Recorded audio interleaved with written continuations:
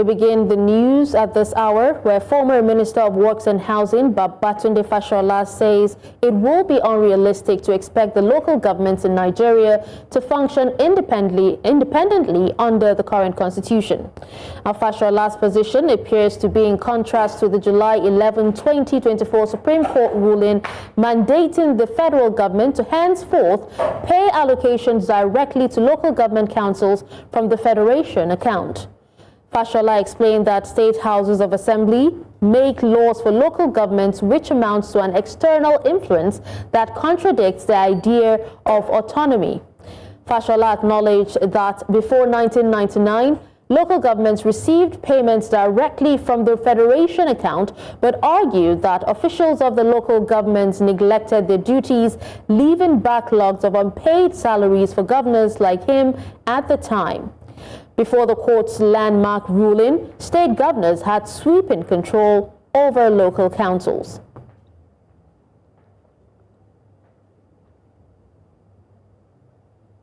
The House of Representatives zonal public hearings on constitution review held across Nigeria's southern region on Saturday. The public hearings captured grassroots inputs on the nation's legal framework. In the South, delegates converged on Yenagoa and Calabar, covering 6 states. Enugu and Owerri play host in the Southeast, while Lagos and Akure led consultations in the Southwest. Citizens, civil society and stakeholders tabled demands ranging from restructuring to resource control, among other issues, at the session.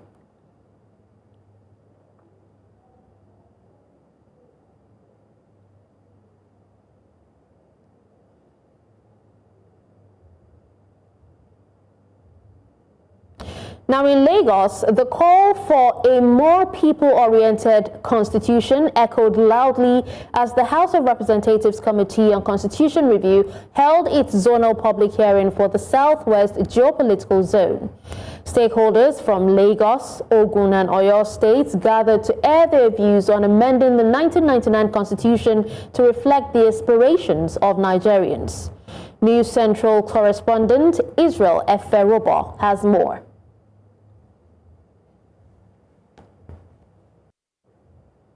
We will be bringing you a detailed report from Lagos. In Southeast Zone, the public hearing commenced at the Eze-Imo Palace in Owerri, Imo's state capital. And the session focused on gathering submissions from Imo and Abia states. Delegates presented their positions on key constitutional issues from governance structure to human rights. Among the voices pushing for reform is the chairperson of the women's group, Blessing Wagba, who is advocating reserved seats for women in government. There is immense pride in Nigeria's democratic journey, and I welcome you to this historic zonal public hearing in Owerri, a heartland of the southeast of Nigeria. It is not just a gathering, it's a national conversation. It's the voice of the people shaping the destiny of our great nation. Nigeria's journey since independence has been a continuous quest for a constitutional order that truly reflects the aspirations and diversity of these people. From the Clifford Constitution of 1922 the 1999 Constitution, it first has sought to address the evolving needs, the evolving challenges of our society.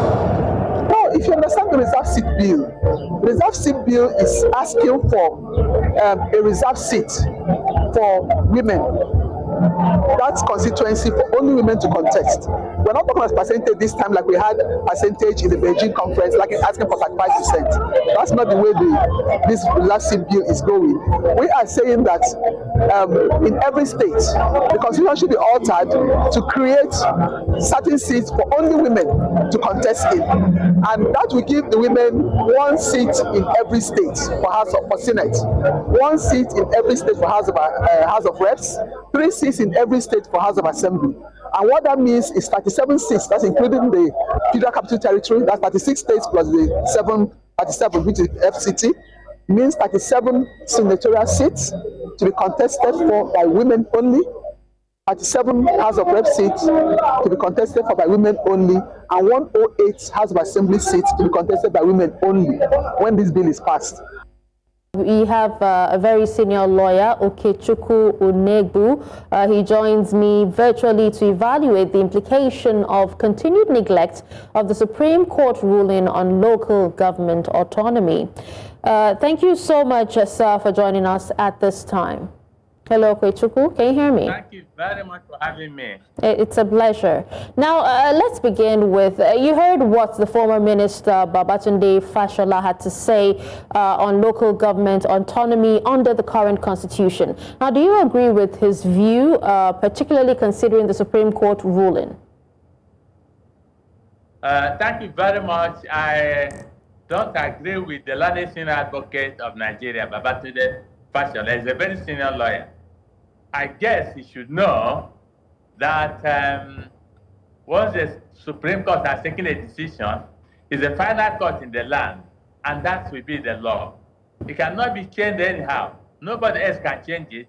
You cannot say, and I'm sure by the time the Supreme Court was giving the judgment, they would have taken into account the provisions of the Constitution that the senior advocate was quoting, because they couldn't have done it without looking at the Constitution. Therefore, I do not agree with the learned senior advocate, because once the law is today, as Supreme Court has said it, and that's the point that because I don't see why the local government, because the local government ought to be an independent body, whether or not the Constitution provides for it, because from the provisions of the Constitution, it is very clear that from when I read the decision and also consider the Constitution along with it, the Supreme Court is right. You cannot fault them in that one.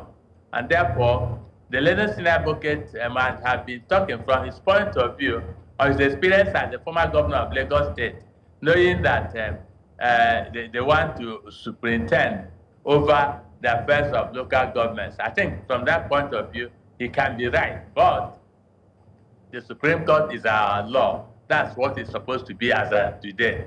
Okay, sir. And now, in addition to him being a senior advocate, he's also a politician. So do you think that his statement reflects a broader sentiment among political elites, or is it more of a personal legal interpretation? That's what I was just saying, that his opinion is politically motivated, politically based, because he's looking at it, because when he was a state governor, he didn't want to see himself as being not controlling the local government. Yes, the local government makes law for the state government, no doubt about that, but the local government also make their own small laws to guide what they are doing. And once they do it, after you have a chairman of local government, you have delegates or representatives of local governments. What are they supposed to do? If it's just the chairman alone, then you can be sure that he may be right. But because the chairman has other councillors who also participate in making laws for him, I don't think the learned senior advocate is correct there. And at the same time, the Supreme Court has taken a decision. That is the law. He's talking politics and not law. Okay. Now, from your own perspective, would you advocate constitutional amendments to enhance local government autonomy? Yes, because right now the constitution is being discussed, and you have the patriots who are also talking about the constitution. I think they should also look at it so as to give it the toga of what it's supposed to be, that the local government should be totally free from the stranglehold of the state government. And in fact, I don't see even the need for it, because all we need to do is to adopt the Supreme Court decision on that, because I believe the Supreme Court will have also looked at the current constitution before arriving at that decision.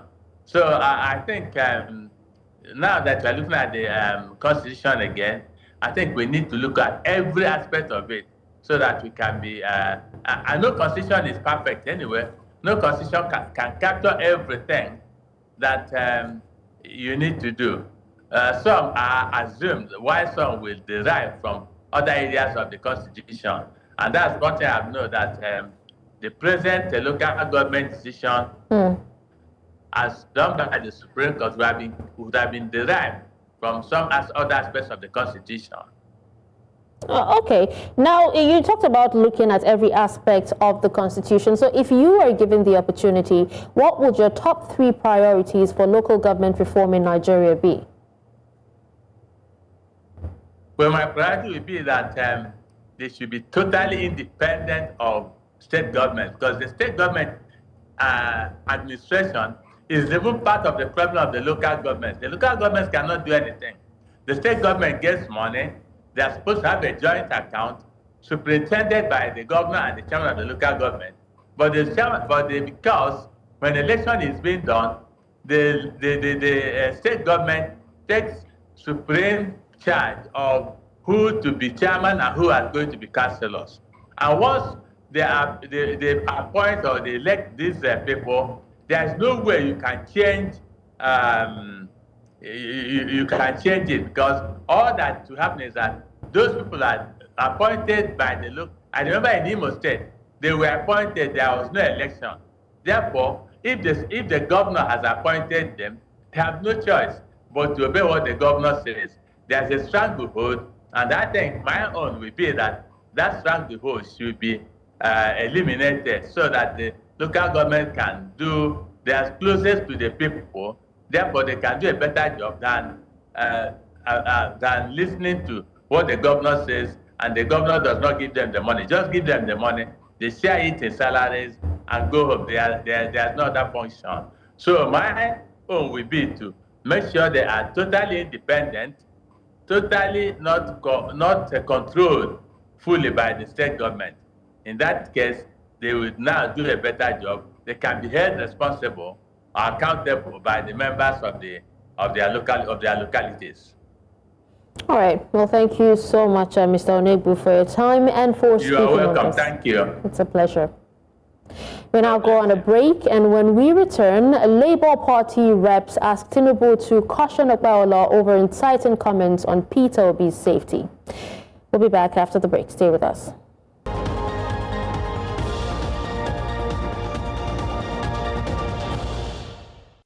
Thank you for staying. Now, resource control, devolution of powers, creation of states and local government areas, electoral reforms, state police, constitutional roles for traditional rulers, and women inclusion were among the major issues that dominated discussions at the ongoing House of Representatives constitutional review in the South-South zone. At the zonal public hearing for the South-South and other geopolitical zones of the country held on Saturday, 19th July 2025. News Central's Austin Azur reports that in the South-South region, stakeholders under Center A, comprising Edo, Delta, and Bayelsa states, gathered at the Chief DSP Alamesia Banquet Hall, Government House, Yenagoa, the Bayelsa state capital. Meanwhile, stakeholders under Center B, made up of Rivers, Akwa Ibom, and Cross Rivers states, converged in Calabar. Thank you for being here this morning. Leaving all the things you are doing and coming here, it shows your commitment to the goal of our presence here, which is to listen to you on how to amend the Constitution of Nigeria so that we can jointly, collectively, and progressively move this country forward. As a major oil-producing state and a vital contributor to national economy, Delta State strongly advocates for a true fiscal federalism. We therefore call for an upward review of the derivation formula to ensure that a greater share of the revenue generated from our land and waters is retained for local development. In particular, for the people of Bayelsa and our sister states of Edo and Delta State, we earnestly call for the ratification of historical injustices related to the inequitable allocation of resources alongside the glaring disparities in the creation and distribution of local government areas. We maintain that states should possess the autonomy and authority to create and manage the number of local government areas commensurate with their own resources.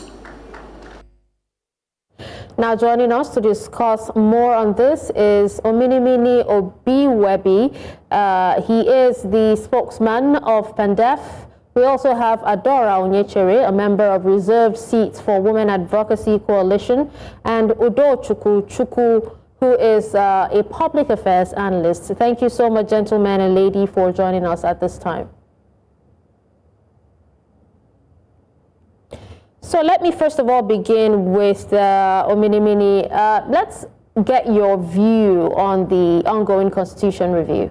Thank you very much. You know very well that I am the national spokesman of PANDEF, and the views I'm canvassing here is as canvassed by the people of South geopolitical zone. Nigeria at independence was accepted by everybody. We were at colonial rule and our leaders fought for independence. What we fought for at independence was true federalism, ability for all geopolitical zones, or what we call federating unit, to control their resources and pay tax to the center. So what PANDEF is canvassing in this constitutional amendment is that there should be federating units that will control their resources and pay tax to the center, for the center to maintain international diplomacy and territorial integrity. Today, you have in the 1999 Constitution what we call 30%, and that 30% is even what we call minimum 30%. PANDEF is canvassing for true federalism where all the federating unit will control their resources and pay tax to the center as it was in 1960 at independence. For example, 20% should be paid to the federal government and 30% should be paid to a pool to be benefited by all the federating units, including the state that contributed it. While 50% of the resources is retained by the state that produced it. So PANDEF is also calling for devolution of power, for more power to be given to the federating unit. PANDEF is also calling for state security. PANDEF is advocating that the states should have their own security in order to solve this problem of insecurity we have in Nigeria. And of course, you all know that we spend too much money to maintain legislature at the center. PANDEF is also calling for unicameral legislature at the center and also at the state. All right, we want a situation where there will be unicameral, not this bicameral legislature you have today in Nigeria, where you have Senate and the House of Representatives. We want unicameralism both at the federal and at the federating unit. All right, These are the things PANDEF is canvassing for in this constitutional amendment. Okay, noted. Now let's hear the view from Adora. Adora, if you could speak to us, what is your view on this? Well, my view is simple. I think that people have a right to their demands as citizens, and when you look at the different requests from the different states, I think one of the most important things is that people are speaking, and they are making demands as relatively interesting, and powerfully so, in terms of what should be, in terms of what they require. For me, I also feel that, there were calls for state creation. I am still in the Southeast Center B zone, which was Imo State, which sorted the public hearing of both Abia and Imo State, and there was a call for, creation of state. And it was one of the loudest calls. But I think one of the priority bills that was presented was the reserved seats for women bill at that conversation. And the demand was quite simple. We were in Imo State where we didn't have, any member of the state assembly that was woman. There are no females in the state assembly for Imo State, and there are also no females in the Abia State Assembly. So these two states were here for the public hearing, and the state assemblies made their address. But powerfully so, the echo was the fact that there was no representation of the women's voices in those assembly. And it spoke to the desire and the priority and the demand of the bill for the HB 1349, which is the reserved seats for women's bill. And that bill simply says that, Nigerian women are asking for 1 seat at the Senate plus the FCT in each state, 1 seat for the House of Representatives in each state, including the FCT, and 3 seats at the state assembly across the 36 states. And what that happens to mean is that when this is done, we will see equity and representation. Also remember that at this point where we are, Nigeria ranks among the lowest in terms of parliamentary positioning in the IPU. There are only 14 states in Nigeria with women in the state assembly, so that you're looking at over 22 states exclusive, only for men. And so that's speaks to the tragedy of how we would be interpreting development at the community level with the absence of women's voices. So this bill is critical. This bill is a critical bill, not just for Nigerian women, but for Nigeria as a whole. And particularly as we saw the conversation in the Southeast maximized, you have over 20 million Southeasterners, 9.8 million are women, with 0.02% in the parliament. And so that is a tragic case anywhere in the world. And beyond that, we also see it from all the other parts, of Nigeria. So the need for us to really look at these as an emergency bill, proceeds. And I think one of the things I would say is that the 10th Parliament has shown goodwill. They have shown political dexterity to passing this bill from first to second reading, and now we are at the public hearing. Remember that in 2022, Nigerian women had the 5 gender bills, which were stepped down, all of it, until there was a protest march that lasted over 2 weeks, where we saw only 3 of the bills rescinded. Yeah. Now we have the opportunity to write or rewrite that same conversation in history. And the 10th Parliament is leading with that under the leadership of the Deputy Speaker, Right Honorable Benjamin Kallo. But it doesn't stop there. The public hearing, opened up new vistas, new conversations around the bill. How is the bill going to be maximized? Who are, those going to, frontline these bills in their political parties? Are political parties going to implement it when it comes, even if it's by law? So we need to be able to say to Nigerian women that this time is not just promissory notes, that the National Assembly all right, Adora, to push this forward. Thank you so much for that. Now, you've heard Mr. Obiwebi saying PANDEF believes in devolution of power. Adora speaking on women inclusion. Let's hear from Mr. Chukwu. Mr. Chukwu, what angle do you stand for in this hearing, this public hearing and review process? Thank you for having me. I think for me, what stands out is the varying nature of demands across the centers for this public hearing. But all of them boils down to correcting the political and economic structure of Nigeria. Without this correction, I don't think goodwill, the political goodwill alone can solve our problem. So it's quite interesting that no matter what, the diversity of different centers, it points to one thing, the political and economic structure, which more state creation, more local government creation, as the case may be, resonated very well, loudly across different centers. There is another thing, including the demand for more seats for women, at least at the legislative arm of government across all levels of government. It is very important that we pursue it as a development agenda to make sure that women are adequately represented. And it's just the beginning. It doesn't end there. That we have more women in government is not just what we want. It is just a means to achieve equity.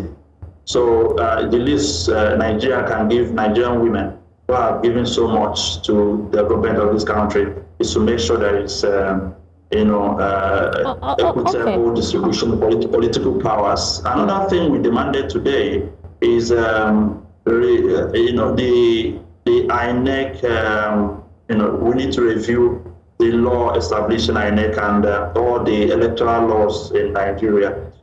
We need, as a matter of urgency, we can't be approaching 2027 with our electoral law as it is. It will guarantee the same thing, and which is further erosion of public trust in our electoral system. So that is one of the things that also resonated with the people during the public hearing here at Imo State Center. People loudly demanded that our electoral laws as it is cannot guarantee a credible, fair, and inclusive election in 2027. All right, well, sadly, time is not on our side, but we would like to bring all of you on in the coming days to speak more on this, gentleman and lady, if you don't mind. But thank you so much for taking time out of your busy schedule to speak to us on this.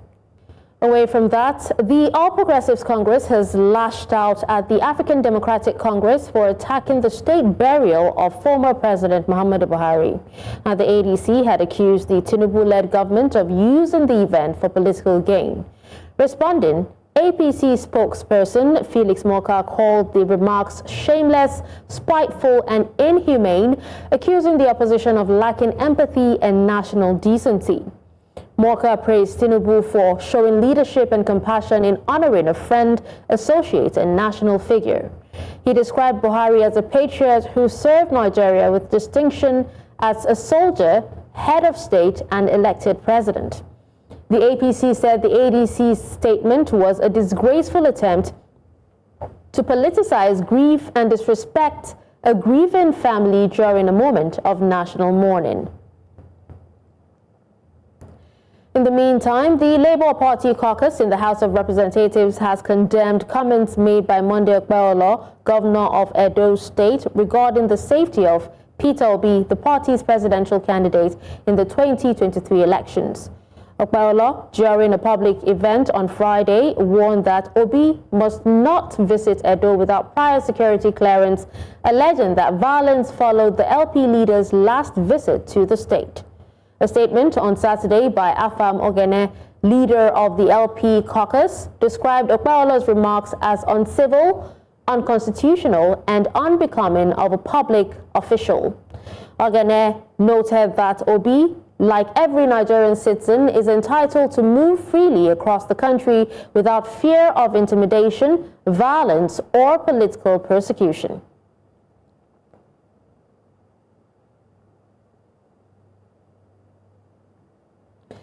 The obedience movement has also condemned a video of Edo State Governor Monday Okpebholo allegedly threatening Peter Obi, warning him not to enter Edo State without prior notice. Now, the group emphasized that the 1999 Nigerian Constitution guarantees every citizen the right to move freely and reside anywhere in the country, describing the governor's remarks as unconstitutional and a threat to national unity. The obedient movement warned that such dangerous rhetoric from governors who are the chief security officers of their states should not be taken lightly.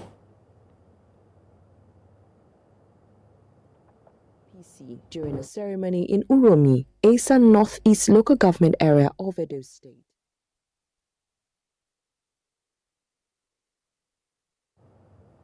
The CEO Global Awards Gala, organized by the Global Initiative for the Advancement of Africa, brought together some of the most influential leaders from across the continent and the diaspora. It was an evening dedicated to celebrating excellence and honoring those shaping Africa's future. Our News Central's Igbalani Omoni reports from Washington, D.C. Was a night of elegance, recognition, and reflection.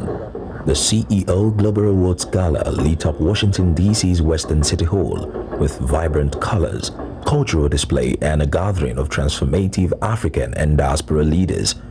Organized by the Global Initiative for the Advancement of Africa, GIA, the event honored outstanding achievers in business, innovation, policy, education, social impact, and youth empowerment. I feel good to be in a space of like-minded people who are trying to push the narrative for advancement of Africa, and just finding ways we can collaborate and have the right synergies that matter. I think it's amazing to be seen, especially as a young African living in the US, and just the work that we do in encouraging young Africans as well to transit into the world of AI. We are almost invisible in that space, so it's really great to see that it's been recognized today. Every woman should find herself something to do and stand on her own 2 feet, because that's very, very important, not to rely on somebody else. News Central has only just begun. There's a lot that we're trying to do. We're not #1 in Nigeria yet. We are close to that. We have to be #1 in Nigeria. We have to be #1 on the continent of Africa. We have to be without comparison, nobody can compare to us around the world when it comes to Pan-African news. We have to educate each other. We have to know who we are, how much we're valued, and we have to respect one another. Beyond the glitz and glamour, the gala served as a platform for deep conversations on sustainable development, economic inclusion, and Pan-African collaboration. Protecting the wealth of the land and share it equitably. That's what I would advocate strongly to that leader whom he should be or will be tomorrow. Be concerned, make sure that you put an end to colonial control on the land. And I think part of what the people here have done is to put solutions on the table in terms of empowering women, empowering younger people, empowering black people, empowering Africans, and making sure that they understand how important and how pivotal their role is in making Africa a great continent, and being able to say that we have the capacity to take over the rest of the world. With honorees representing diverse sectors and nations, the event underscored a powerful message.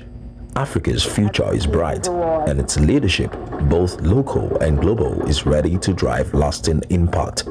In Washington, D.C. for News Central, Igbalani Omoni. Well, our correspondent Igbalani Omoni joins me now from Washington, D.C. Hello, Ni. Thank you for joining. Can you give us a sense of the overall tone and takeaways from the African Ambassadors Economic Forum? Yes, Dashin, it's been an interesting conversation last week at the African Economics Forum here in Washington, D.C. The conversation has been robust. The highlight of the event is Africa needs to understand the issue and the conversations around self-respect. You can only give the worth you build yourself. That's first. Secondly, they're pushing for trade, not aid. A lot of African countries depend on aid. They're saying it's okay to receive aid, but it is also very important to know that this aid should not be used just to lift people out of poverty, but of course to build infrastructures and to better the life of the community. Then the third one is regional community, what they're doing and how best to communicate, collaborate with people, private sector, individuals that are doing great things across board, bring them together and make sure Africa rises again. The conversation is still huge. In fact, as of now, they're still having some conversation up there because it was well attended by various African leaders, from the president of St. Martin's, embassy commissioners from Eritrea, and so many more. The conversation has been huge. But thing is sure, they want Africa to rise up. They want Africa to begin to represent. They are thinking of a reshuffle for the people who are representing Africa on the global stage to ensure that Africa becomes the best version of itself. For them, Africa is not a problem. Africa is the solution to the world, and they want Africa to bring that solution, to be the solution that every other person is looking for. About the problems that have been going on in Africa, they said every African country or every country around the world has its own problem, but we should look beyond the problem and, of course, talk about solutions. Today especially, there was this high-level executive dialogue where people from different countries came, spoke about their businesses, spoke about their African countries and what they need and what they need for survival. And we've seen a lot of pledge from various partners, from various influential voices across Africa, picking up those problems and offering to help, which is what these forums seeks to achieve, and it's been doing that so far. For now, dialogue is still ongoing, and they wish to get more solutions to the problem bedeviling a lot of African countries. Well, I would say, Balani, that you've covered everything, every question that I had to ask you, but thank you so much for your time and for speaking to us. Coming up after the break, DR Congo, Rwanda-backed M23 armed group signed ceasefire in Qatar. We'll bring you more in a moment.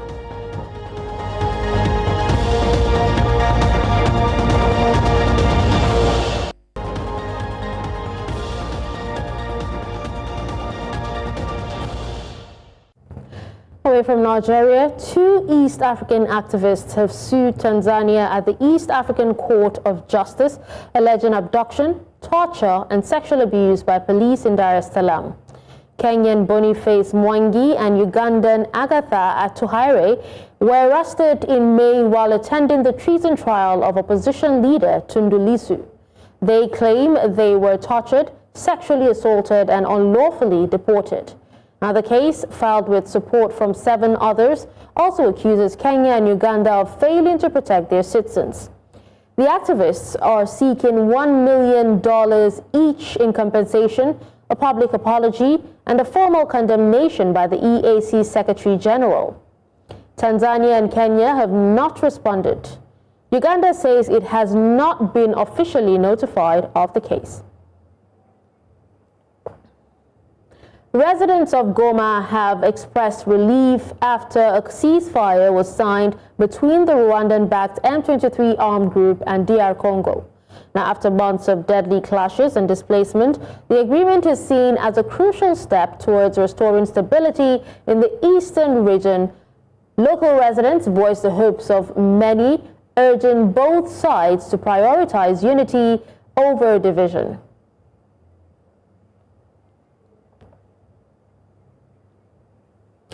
In the same vein, the DRC and Rwanda-backed M23 armed group have reached a ceasefire agreement to end ongoing hostilities in the Mineral Reach eastern region of the country. The truce signed in Doha, Qatar, aims to halt fighting that has caused significant devastation and displacement. Now, both parties have committed to maintaining a permanent ceasefire, agreeing to refrain from hate, propaganda, and any efforts to forcibly seize new territories. This agreement follows a recent peace deal signed in Washington between the Congolese and Rwandan governments.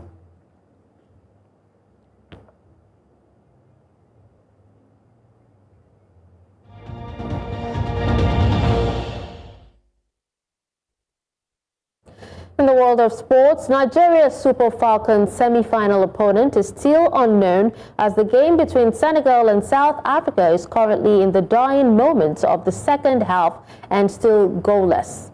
In the other quarter-final match, Ghana edged Algeria 4-2 on penalties after regulation and extra time ended goalless. Ghana will face host Morocco in the semi-final. Onyinyechi Obaro joins to give us more updates. Onyechi, thank you so much for joining us. Now, if you can hear me, Senegal versus South Africa is the match is still undecided.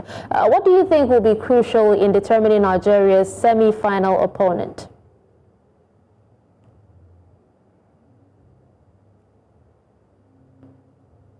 Right, thank you so much, Dashin. I think experience will be one very crucial thing to determine the next opponent for the Super Falcons of Nigeria in the semi-finals of this Women's African Cup of Nations. At the moment, it's 80-plus minutes being played right now between South Africa and Senegal. They have been making efforts, and the Senegalese have proven that they are defensively strong. I think the Banyana, they are missing the presence of Tembi Gatlana, who was a crucial part of their win to lifting the trophy in 2022. They are also missing their midfielder, Gabriela Salgado. Those two players are really vital in this encounter right now. If they were both in the encounter, I think there would have been a difference in the score line between South Africa and Senegal. Senegal parades the top goal scorer at the moment, Mamadou Diop, and they are defensively strong. They began this campaign with a 4-0 thumping of DR Congo, and they are determined to create a dent in the defending champions campaign in this 2024 Women's African Cup of Nations. So experience. If South Africa can use the experience from 2022, I think it will be very crucial for them going into this encounter. If this game gets to extra time and they go into penalties, then the most experienced side, the most sides that can get the lock on penalty shootouts, would be the next opponent of the Super Falcons of Nigeria. All right, now, Onyinyechi, based on what we've seen in these quarterfinals, particularly the goalless regulation and also extra time periods, what does this suggest about the overall quality and defensive organization of the remaining teams in this competition?